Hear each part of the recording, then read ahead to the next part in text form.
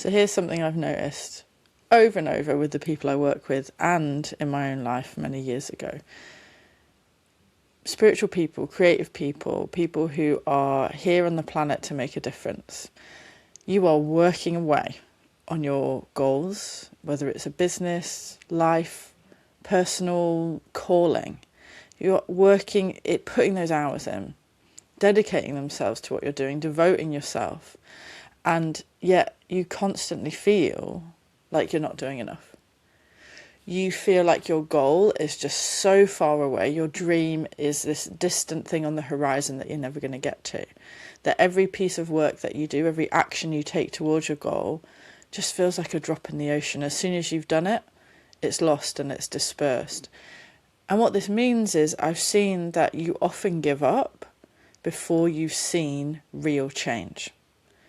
So if you're new to me, my name is Astra. I'm a personal transformation coach, and I help you essentially change your mind so you can evolve into the person that you've been waiting to become. And one of the areas that comes up for my clients over and over is how they can feel and be more successful, whether that's in their personal life or in their professional life. So let's have a look in the podcast episode today about what to do about this particular issue where you're working all the hours you can, doing all the things you can to achieve this goal, and it feels like you're not doing anything. I call it invisible effort syndrome. And really, you're a lot further along than you think. So let's dive in. First of all, what actually is invisible effort syndrome? Well, you know that you're suffering from invisible effort syndrome if you can spot the following in your life. You put the hours in to your dreams and goals. This doesn't matter whether you've got a full-time job, part-time job, caring responsibilities. The minute you've got an opportunity to work on your own passion project, the thing you really care about, you're there and you're putting the hours in. You are taking action. You're making connections. You're doing the work. And you may even occasionally feel that forward momentum. You feel like success is happening. Maybe a project comes in, or you meet a great collaborator, or you write 10,000 words on your book or something like that. But most of the time, it feels like you haven't done enough. In fact, sometimes it even feels like you haven't done anything. You maybe wake up the next day and feel like I'm no closer to my goal than I was yesterday, even though logically, you know that you've put the hours in. So invisible effort syndrome is where what you are doing and what you feel about what you are doing are totally misaligned. And what causes this IES, invisible effort syndrome, is first of all a visibility gap. So the issue with this is not a lack of action on your goals or on your dreams. I know that you're doing things. The issue is a gap between what you are doing and what you see of what you are doing. Your effort, any effort you take, any action you take towards achieving your goal or creating success in your life, it will be invisible if you do not document it. And these are two different processes that people often get confused. Visibility of your goals, making what you do visible and obvious to you, is different to actually just taking the action. And making your actions, your progress visible, is the difference between taking action and registering the action, actually clocking, really understanding what is happening. And that's why when you do get those spurts of forward momentum and those individual successes like collaborators or projects or money or exciting opportunities coming in, they feel so amazing because it's a visible manifestation of all of the effort you've been putting in. The trick is you can make that effort visible without the external manifestation. But the gap, the visibility gap, is why every time you think you've made progress and then you reflect, it feels like, I haven't done enough, I need to do more, I haven't really done anything, I haven't taken action, even though you have. The visibility gap is why that inner critic is so loud and seems kind of unequivocally truthful. The inner critic isn't lying. It's looking around, it's looking at your diary or your calendar or whatever, and it's going, well, what did you do today? What did you actually do today on your goal, your dreams? And because there's nothing there, it can't see anything, it's working from the wrong data. It's telling you that you haven't done much when actually you have. And this visibility gap is what causes, or what's the root problem of invisible effort syndrome.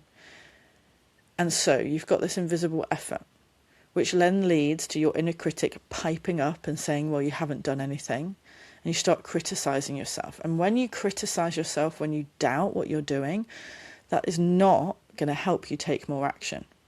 It's going to actually reduce the amount of actions and progress you want to make on your goal, because it doesn't feel like anything. It feels like 2 steps forward and 1 step back.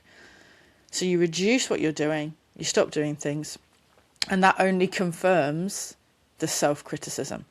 So it becomes this self-doubt spiral based on the fact that you're doing things, but you're not recognizing you're doing things. They're not visible to you. So you assume you're doing nothing. You criticize yourself for it. You stop doing as many things because you don't feel good, and that confirms the problem you had in the first place. So the medicine to treat this invisible effort syndrome is to interrupt this loop and to make your action visible. This is what will actually help you keep going and ensure that not only are you taking consistent action on your goals and your dreams, but that you feel good in the process, that you don't beat yourself up, that you don't doubt yourself, that you see yourself as having these incremental improvements and wins, rather than waiting for these external manifestations to happen to confirm that you're doing the right thing, rather than waiting for like the sign from the universe to tell you that you're on the right path. You already are, just got to show yourself that. And the problem is that our tendency is that we kind of know this on some level, but we call it something like accountability or motivation. And so we tend to reach out to others to be able to get that. So you might sign up for like a masterclass, or sign up for a program where every day, every week, every 2 weeks, you're getting that accountability. Maybe you set a goal and you get an accountability buddy, or you go to a group for this motivation. And it's a way of keeping your action visible by reporting it to somebody else. It is the Weight Watchers model of goal setting. You go every week, you tell people what you have done or you haven't done, and other people's opinions and the external world is what keeps you accountable and makes your effort visible. The problem with that is that external accountability, external visibility is very brittle. It's very fragile. It relies entirely on someone else acknowledging, validating, and recognizing your effort. And they might have a very, very different approach to your goal and what they think you should do than what is actually best for you, that you know to be right. So we instead need to look at how we can use self-recognition, making ourselves visible for ourselves to sustain momentum. This is a piece, this self-recognition, is a piece of planning and goal setting and success that I used to find so hard. I would think it was bragging. I would think it was arrogant, because it felt like, how dare I celebrate this tiny win? How dare I celebrate that today I did, yes, in fact, post on social media, or, oh, yes, I did do my accounts, or, oh, I did go to the gym, even though it was for only 20 minutes. Like, how dare I do that? And that came from really quite a sad place of not really growing up in an environment where my successes and my achievements were celebrated. And I wonder if this resonates with you. When I did something wrong, it was very quick to be pointed out to me, and I knew about it straight away. My mistakes were seen as things to be quickly rectified. But my achievements, my successes, the things I did well, even the small things I did well, were not really talked about that much. They weren't celebrated that much. And it meant that my whole process of feeling successful was all about making sure I was perfect, making sure I was doing everything right. And therefore, no action felt like enough. How could it, when I needed to always be right and always be doing it well, when the whole process of setting goals and trying to achieve them, there's a lot of mistakes, there's a lot of things going wrong. Some days you're tired, some days you just can't be bothered, and you do a little bit. But if you're constantly judging yourself on this like 100% A student perfectionist, it's never going to feel enough. So I knew that self-recognition was something essential to this process, because I'd beat myself up. I'd felt so sad about the things I'd achieved, even though on paper I was really successful. I had a life and I'd done things that other people could like literally only dream of. So about 10 years ago, when I realised this process, when I realised that I was taking the wrong approach to setting goals and to success, I built self-recognition into the method that I developed, and it's one that I now teach and have taught my clients for all this time. I call it soul-driven goals. It's a method which really encourages, really encourages internal motivation. It's all about you, baby. It's all about you. It gives you really simple tools as well to recognise yourself. I found it really hard, so I had to use the simplest possible tools to make it really easy and to treat invisible effort syndrome, which is absolutely what I was suffering with. In the next section of the podcast, I'm actually going to touch on a key exercise from the Soul Driven Goals method that you can use today when you're listening or watching. But there's so much more in it, because we really need a new way of setting goals. We really need a new way of achieving things and looking at success than the ones we've got at the moment, which are based in such a linear and extractivist culture. So if you're really looking for a way to transform invisible effort syndrome, that I know is going to be resonating with you, and maybe you want to turn it into, let's call it, wild success syndrome, then you'll want to watch the full Soul Driven Goals workshop. I teach the whole method in it, and the link to enroll is in the episode description.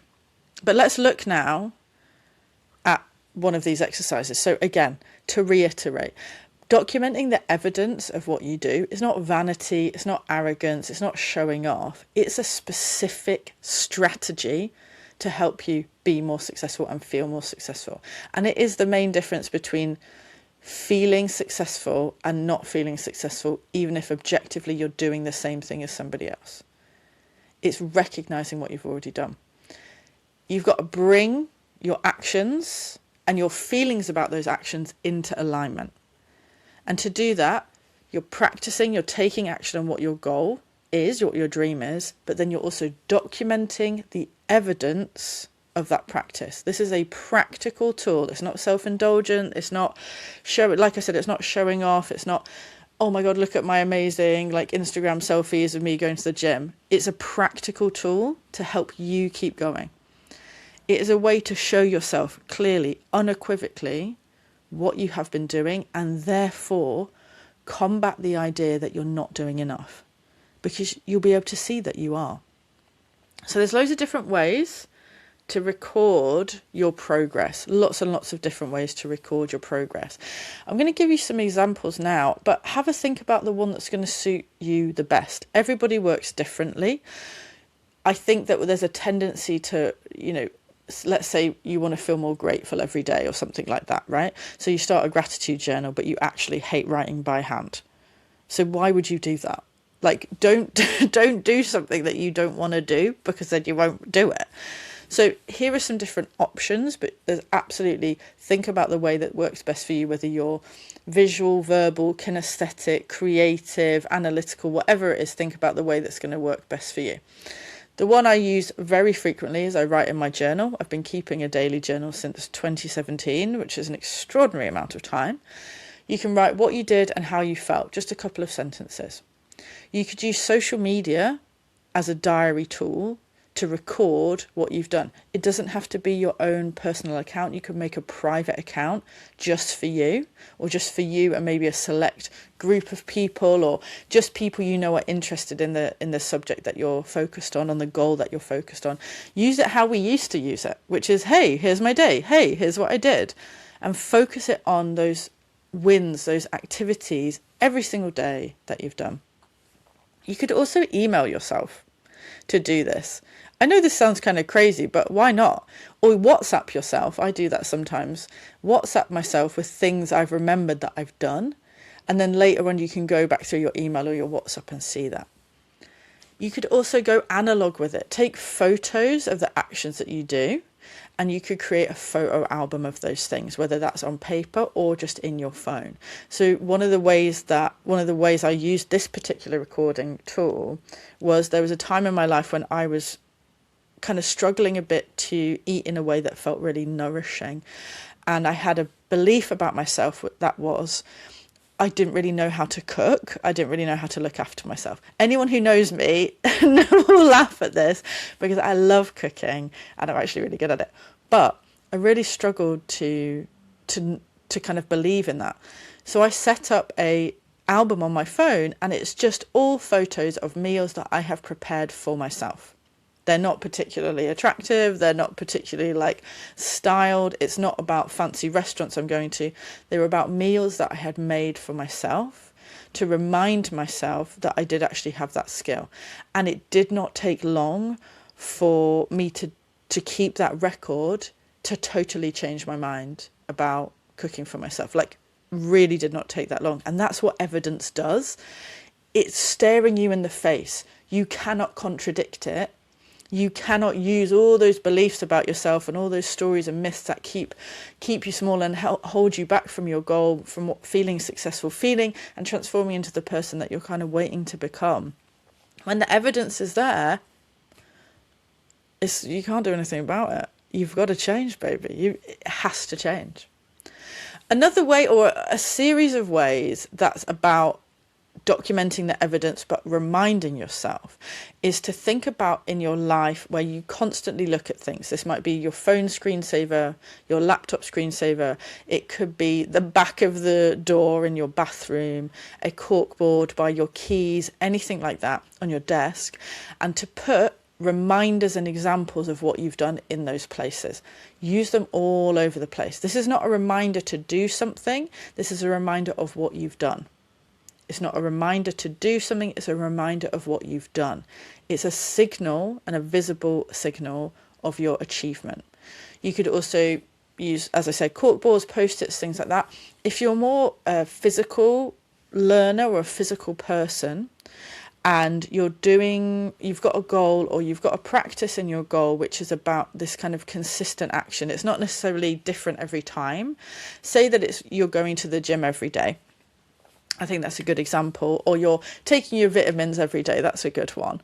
Is to have a bowl or a cup or some sort of container on your desk or by your bedside.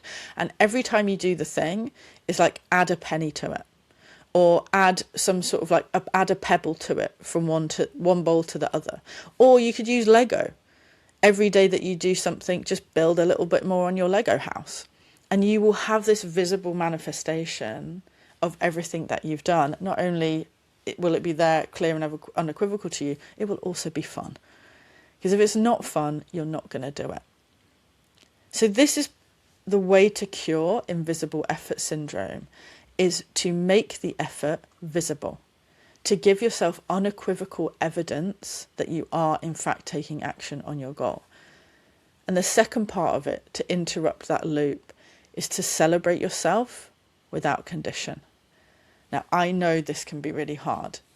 It has been one of my life's greatest journeys. It's one I'm still on, to celebrate myself as fully as possible without thinking it's because I've done something or I've not done something.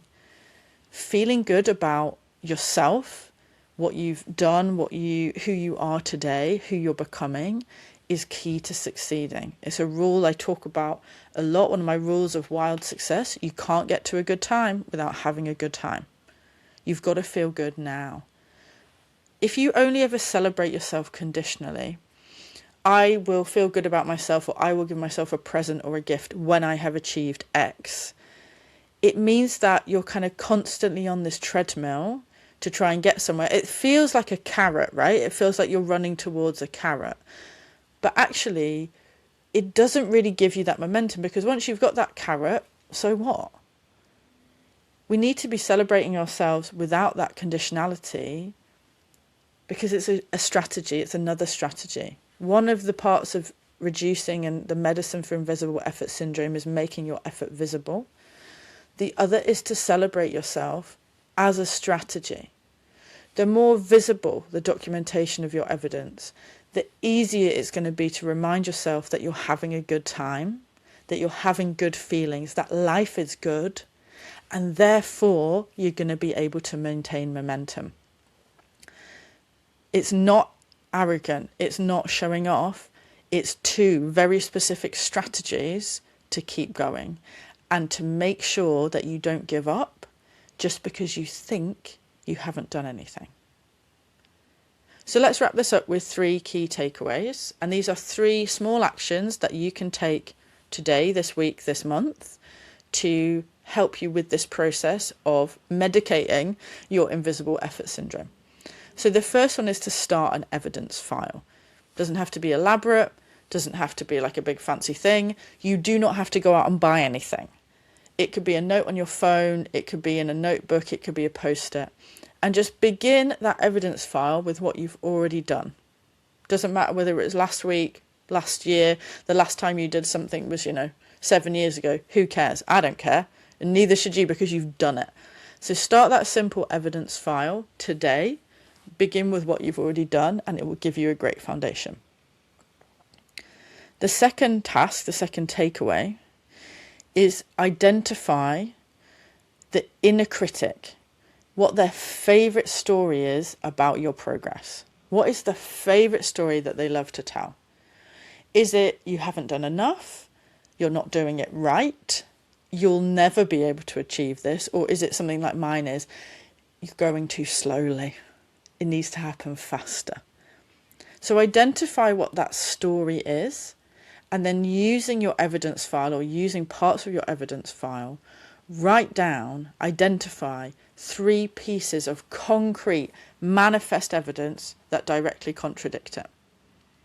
So whatever that story is that it likes to tell, use your evidence file, use your visible effort to contradict it. Because it's about allowing what you're doing to be real and to give your inner critic more data. Undoubtedly, it will come up with some other thing or some other shitty thing to say. But the point is that you are working with your mind to give it the evidence it needs. And lastly, this is something to do every day to make sure that you continue with your evidence file, is to just schedule 5 minutes or so at the end of the day, or the end of when you're doing your kind of activities towards your goal. It's just record one thing that moved you towards your goal, however small it is. And remember, actions don't have to be big. It's all progress. So if it is going to the gym, you're allowed to have an action as researching correct form for particular exercises. It doesn't have to be going to the gym. If it's building your business, perhaps it's connecting with one new person on LinkedIn, or applying for a networking ticket. It doesn't have to be these huge things, these huge, dramatic overnight changes. Small sustainable changes are what get you towards your goal, but you need to make them visible, otherwise you will think you're not doing anything. So if you have resonated with this podcast episode, and if you want to transform yourself this month, if you want to transform your relationship to success and to goal setting, then you are going to want to check out my Soul Driven Goals method that I teach in a workshop.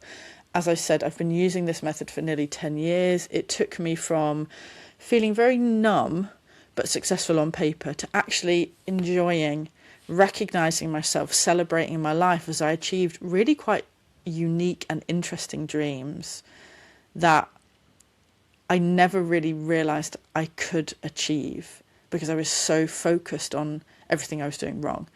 It helped me focus on what I truly wanted and to celebrate the uniqueness of my success as well.